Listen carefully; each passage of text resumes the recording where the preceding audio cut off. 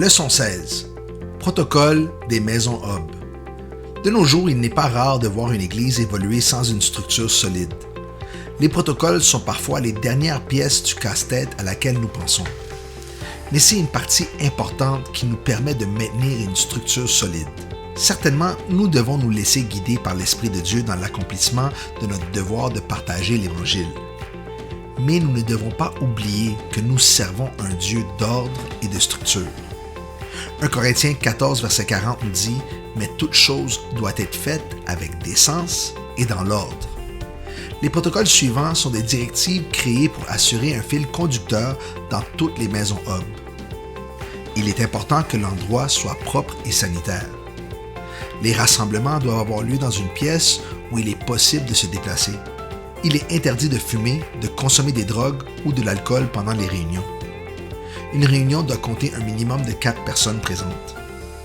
Les heures de début et de fin doivent être respectées, sauf pour l'heure de la communion fraternelle qui peut varier d'une semaine à l'autre.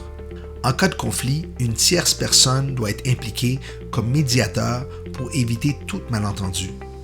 Un conflit, résolu ou non, doit être communiqué au hub.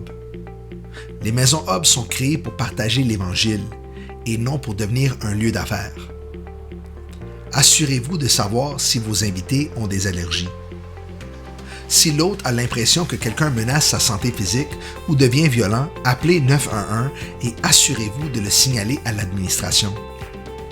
Si un hôte ne se sent plus apte à continuer, il doit prendre rendez-vous avec l'administration pour évaluer les options possibles pour aller de l'avant. Pour les hôtes qui sont mariés, il est essentiel qu'ils soient en harmonie lorsqu'ils reçoivent leurs invités. Tous les hôtes doivent être habillés de manière appropriée. Ce que les gens partagent avec l'hôte reste privé. L'hôte doit demander la permission du membre pour discuter de tout cas sensible avec un pasteur du hub. Nos rencontres sont une source d'encouragement et de soutien pour les personnes qui peuvent être confrontées à des décisions de vie ou de mort. Un comportement respectueux est essentiel entre toutes les personnes présentes. Si un comportement alarmant ou une situation mettant la vie en danger pour le membre est discuté, communiquez immédiatement avec un pasteur du hub. Rappelez aux participants que leurs téléphones portables doivent être en mode silencieux et que les interruptions par téléphone portable ne sont pas tolérées sauf en cas d'urgence.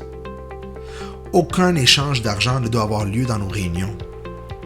Aucune offrande en espèces ne doit être acceptée. Virement électronique uniquement. Aucune imposition des mains sur la tête des membres. Suite à la compréhension de ce protocole, il sera important pour toutes les hôtes de respecter ce code de conduite.